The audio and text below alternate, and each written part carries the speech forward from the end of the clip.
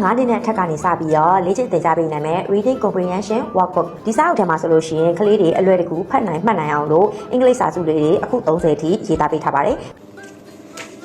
I am a little dog. I have sofa and a tail. I like to run and play outside. I back quack. I am happy. I love to eat bones. This is a little car. It is blue in color. It has 4 wheels. It drives on the road. It